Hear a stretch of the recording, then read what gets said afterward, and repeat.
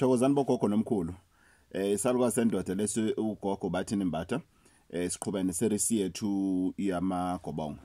Umbuzo namhlanje uthi wegogo wesalukazi sendoda. Ukhona yini umehluko phakathi kwamagobongo ephehlo namagobongo okumiselwa? Yes, ukhona. Ukhona in a sense yokuthi thina la kule series lena sikhuluma ngamagobongo omiselwa wona bese ayaphothulwa. Ephehlweni awumiselwa amagobongo, ufakwa emagobongweni noma kuthiwa ufakwa einkambeni. Sisazoba nayo iseries ekhuluma ngestage by stage by stage, yani for iphehlo ukuthwasa. Kodwa manje asikhulumi ngokuthwasa, sikhuluma ngomuntu okuthiwa njena kufanele ukuthi emiselwe amagobongo. It has nothing to do with ukuthwasa. Yingakho amagobongo akho amiselwa, uyakwazi ukuthi amiselwe ngaleso sikhathi aphinda aphothulwe ngaleso sikhathi. Uwadla nje amagobongo akho amisela aze aphothulwa kuphi iphe kwakho. Injalo nje iclear. So ephehlweni awaphothuli amagobongo, uphothulwa intwaso isiyonke ephehlweni. Noma makuthiwa uyothwasa, angeke kuthiwe uyothwasa bese wena uthi hayi ngihambile ngothwasa ephehlweni amagobongo so ngaphothulile. No, entwasweni uphothulwa intwaso noma uyaqeda ukuthwasa, unless ke kukhona into eyishoda yamandla wekho njengokuthi amandla ukuthi ukhokhele ugobela, inkomo kaGobela ayikaphumi, bese nigcina nivumelana noGobela ukuthi okay ngizokuguqisa okwamanje ngoba ngisho nasekhaya ayikho inkomo ekulindele ukuthi ukwamukele ebonisayo ukuthi usuphothulile ukuthwasa, usuqedile ukuthwasa. Bese ke wenziwa le process lena kuthiwa ukuguqiswa. Kodwa sazojula kuyona ku series yakhona. Thina lana ku episode 4 ku series yamagobongo sithi namhlanje ukhona umehluko phakathi kwamagobongo entwaso namagobongo akho nje. Okunye futhi akusho ukuthi momisela amagobongo ukuthi uyathwasa. No, ukumisela amagobongo nokuthwasa into ezimbili ezihlukene ngani zakwethu. Ngoba uyakwazi ukuthi kube nesidingo sokuthi umisela amagobongo. Sisazokhuluma futhi ngenye iseries lapho esizo unpacka khona inhlobo neinhlobo zobizo. Ubizo it's not about ukuthi uyisangoma or uyinyanga kuphela or umthandazi kuphela. Sometimes uthola ukuthi umuntu ubizelwe to be a storyteller. Wakuthatha lokho kukhokho wakhe okanye umkhulu wakhe omdala, bese kuthiwa lo muntu lona fanele enzelwe amagobongo so that uba i-storyteller kwakhe kuzokwazi ukuthi kugezeke. Omunye ubizelwe ukuthi abe usolwazi, like umlekeleli mbanjwa usolwazi. Umsebenzi kamlekeleli, isiphiwo sikamlekeleli ukwenza ama research around i-issue yamasiko nezinto okufanele ukuthi izinto zenziwa kanjani. Isiphiwo sakhe leso ngoba waphiwa indlebe yokuzwa into ekufanele ukuthi abanye abantu bayizwe. Ingakho enze incwadi ezimbili njengalena asandu kwesethulela yona ethi amava ahlaba hlosile, naleyo qala ethi sithini isintu. Useza futhi nenye incwadi ngoba uyini yena usolwazi wamasiko. Akalapha umlekeleli mbanjwa, akahlola umlekeleli mbanjwa, akakhulekela amanzi umlekeleli mbanjwa, kodwa ukulapha ngendlela ukuthi akutshene ukuthi usiko olithize bokufanele ulenze kanjani. So naye umlekeleli mbanjwa abanye babantu abamiselwa amagobongo aphuthulwa, ingakho into zakhe zishesha, ingakho into zakhe zikhanya, ngoba wamiselwa amagobongo aphuthulwa. Okunye okubalekile namhlanje ku-episode 4 ku-series yethu yamagobongo ukuthi ngani zakwethu ningizwa kahle. Indlela uGogo Bathini Mbatha amisa ngayo amagobongo akusho ukuthi iyona ndlela kuphela okumiswa ngayo amagobongo. Angeke ngichaze into engeke ngikwazi ukuthi ngibe neexample. So lento lena umzekelo ngiyibeka ngokuthi thina la ezikweni la ekhaya amagobongo siwamisa kanjani futhi why. Ngoba uma uzomisela umuntu mhlawumbe khonza kaShembe amagobongo to wamisa totally different. Akusho lokho ukuthi awasebenza wakhe awami yiwona ngcono asebenza. No, it's not the case.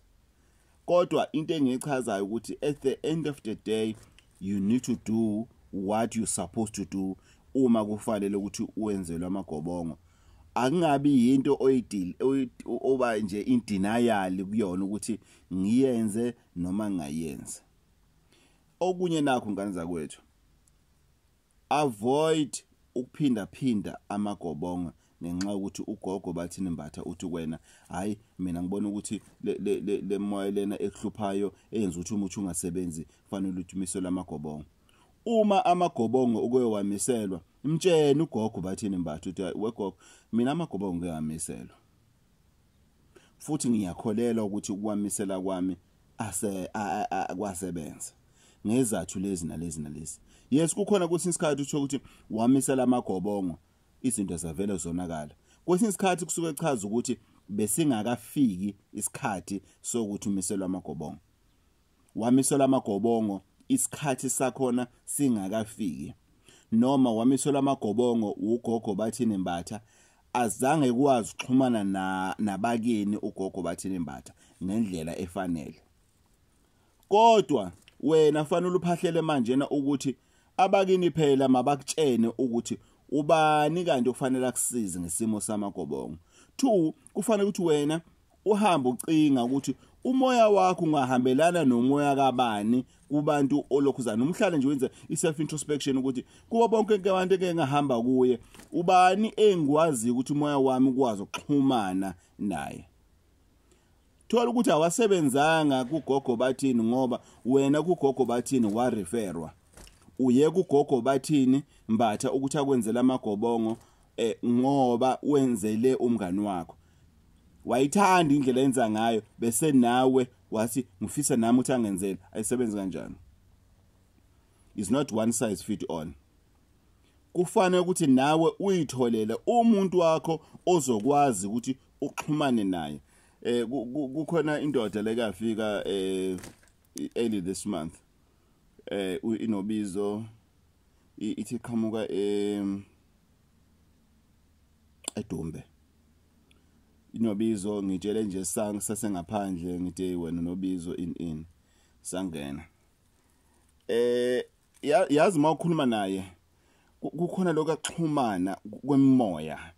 Kukhona lokho akuzwana kwemoya. Kukhona lokho yabona kunaleyo connection leyo ukuthi umuntu uma ukhuluma naye kanti naye uyayizwa lento lena engizwayo. Wasefona wathi wesalukazi ndoda.